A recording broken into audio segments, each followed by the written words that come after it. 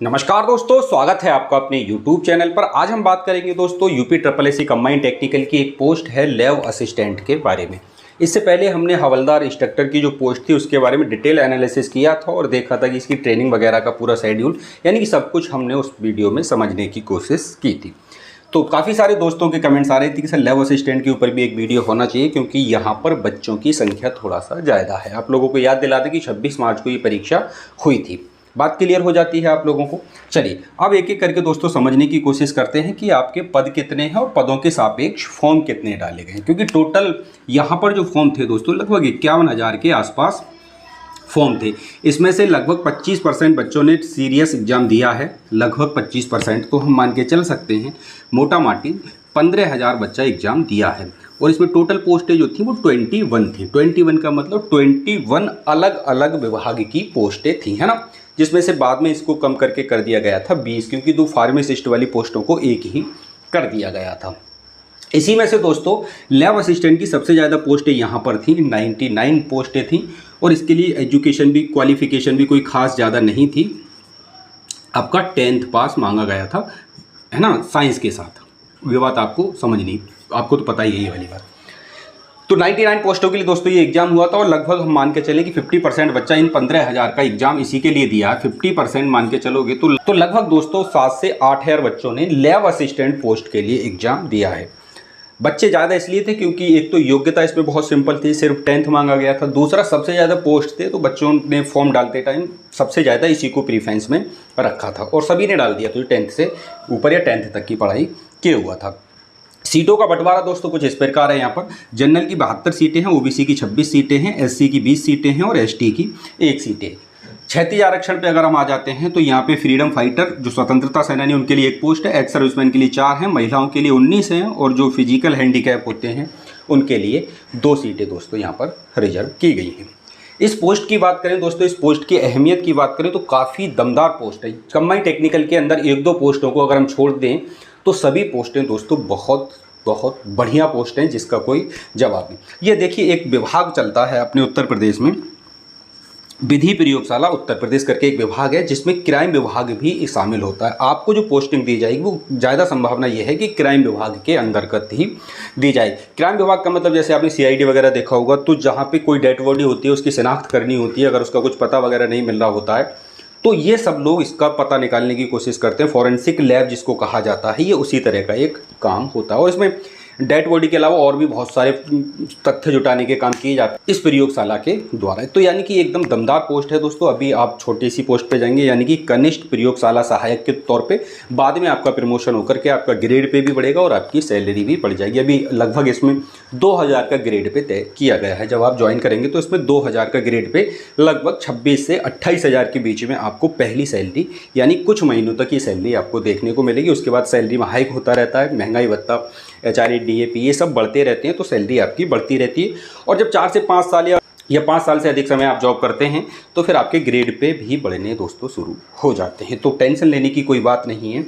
जो बच्चे बहुत सीरियस एग्जाम दिए हैं इसका तो वो समझने की कोशिश करें कि दोस्तों बहुत ही दमदार पोस्ट है। यानी कि ये एक ऐसा विभाग है कि पुलिस, क्राइम ब्रांच या इन सब लोगों के साथ उठना बैठना आप लोगों का ठीक ठाक रहने वाला है। काफ़ी रेपुटेड जॉब है और कोई प्रेशर भी नहीं है यहाँ पर, है ना। और टाइमिंग भी सेट है आप लोगों की कि 10 बजे आपको जाना है, 5 बजे तक की आपकी ड्यूटी। ऐसा नहीं कि पुलिस में कुछ पता नहीं 24 घंटे ही आपकी ड्यूटी चल रही है, होमगार्ड में आपकी 24 घंटे ड्यूटी चल रही है, कभी भी ड्यूटी लग जा रही है ना। तो वो थोड़ा सा एक फील्ड का काम है तो थोड़ा सा ट्रिकी जॉब हो जाती है, लेकिन यहाँ पर आपको ऐसा कुछ भी नहीं करना है। बड़े आराम की जॉब है और मज़ा आ जाएगा दोस्तों जिन दोस्तों का भी इसमें सिलेक्शन होने वाला है। अच्छा, कट ऑफ को लेकर के दोस्तों के सवाल चल रहे हैं कि सर कट ऑफ क्या हो सकती है। तो कट ऑफ के बारे में हमने कई सारे वीडियो इसी चैनल पे रिलीज किए हैं, है ना, और अब तो फाइनल आंसर की भी आ गई है तो तस्वीरें बिल्कुल साफ हैं। तो कट ऑफ का अनुमान दोस्तों मैं मोटा मोटा आप लोगों को बता दे रहा हूं, क्योंकि तीनों की श्रेणी की कट ऑफ जो होने वाली है लगभग 1-2 नंबर का अंतर रहेगा और हो सकता है जनरल ओबीसी में तो वो भी ना रहे। ईडब्ल्यूएस के लिए दोस्तों यहाँ पे विंडो खुली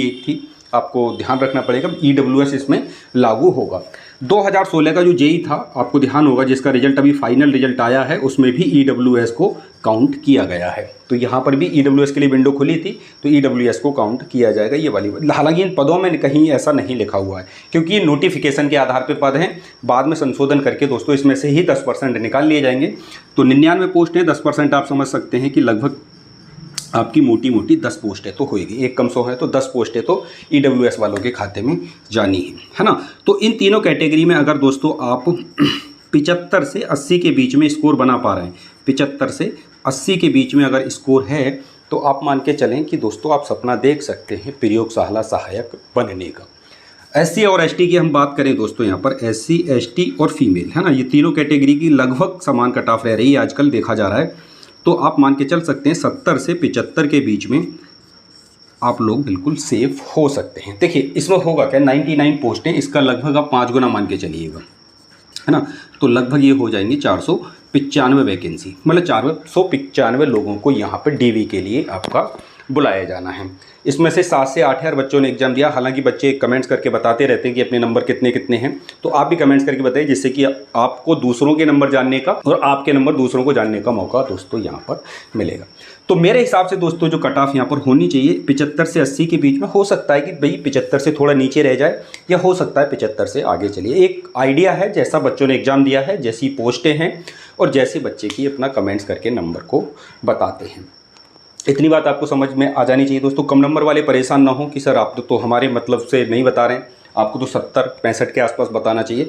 तो भाई साहब देखिए कट ऑफ जब आएगी तो आपको भी क्लियर हो जाएगा। ये एक अनुमान है और अनुमान गलत भी हो सकता है, लगभग इसके आसपास भी हो सकता है। तो इस कट ऑफ को लेकर के जो कम नंबर वाले दोस्त हैं वो निराश ना हो और मुझे किसी तरह का अपशब्द बोलने की कोशिश नहीं करेंगे, मुझे ऐसी उम्मीद है, क्योंकि मेरा भी एक ये अनुमान है दोस्तों, हो सकता है ये पूरी तरह गलत हो जाए। रिजल्ट की हम बात कर लेते हैं दोस्तों। तो 26 मार्च को हमारा एग्जाम हुआ है। 26 मार्च का मतलब है लगभग 4 महीने हो चुके हैं, है ना। अब 4 महीने हो चुके हैं दोस्तों, तो इसका रिजल्ट जल्दी से आ जाना चाहिए, क्योंकि 2024 में टारगेट लगा हुआ है ना। टारगेट किसका लगा हुआ है, जो सांसद होते हैं इनका भी एग्ज़ाम आ रहा है, क्योंकि इनका एग्ज़ाम 5 साल में एक बार होता है और इनका एग्ज़ाम बड़ी जल्दी हो जाता है ना। एकदम फटाफट एग्ज़ाम होता है, उसके बाद एकदम रिजल्ट आ जाता है और फिर पता चल जाता है कि कौन सा गधा सांसद बन गया है। तो उम्मीद दोस्तों यही है कि जुलाई के अंत तक, अगर जुलाई के अंत तक रिजल्ट नहीं, देखिए जुलाई का मिड तो आ ही गया, हाँ, अगर जुलाई के अंत तक किसी कारण से रिजल्ट नहीं आता है, डिले होता है, इससे पहले 1-2 रिजल्ट और पेंडिंग में है। आपका JEE 2018 वाला इससे पहले एग्ज़ाम हुआ है, इससे पहले उसका एग्ज़ाम हुआ है, तो उसका रिजल्ट पहले आना चाहिए, है ना।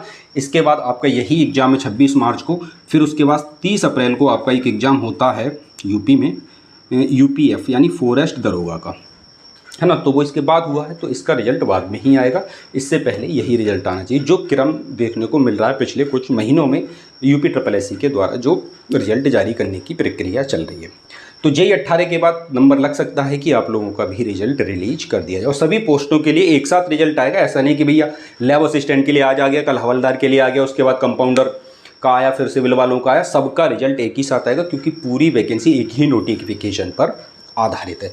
दूसरी पोस्ट के लिए जैसे कि फार्मासिस्ट, सिविल अनुदेशक हैं, तो आप लोग कमेंट्स करके बताएं, हम उसके ऊपर भी 1 बाई 1 वीडियो बना देंगे, क्योंकि पोस्ट वाइज बच्चों का फिल्टर हो जाता है, वो समझ पाते हैं कि हमने इस पोस्ट के लिए दिया है और इस पोस्ट की खासियत क्या है, कट ऑफ क्या हो सकती है, ये सारी चीज़ें आप लोग अच्छे से जान पा रहे होंगे। बात क्लियर हो जाती है। चलिए, जो भी आपका डाउट रहेगा आप कमेंट बॉक्स में जरूर लिखिएगा, आपके क्या नंबर बन रहे हैं। अगर आप ईमानदारी के साथ बताना चाहते हैं तो दोस्तों कमेंट बॉक्स में आप अपने नंबर भी लिख सकते हैं।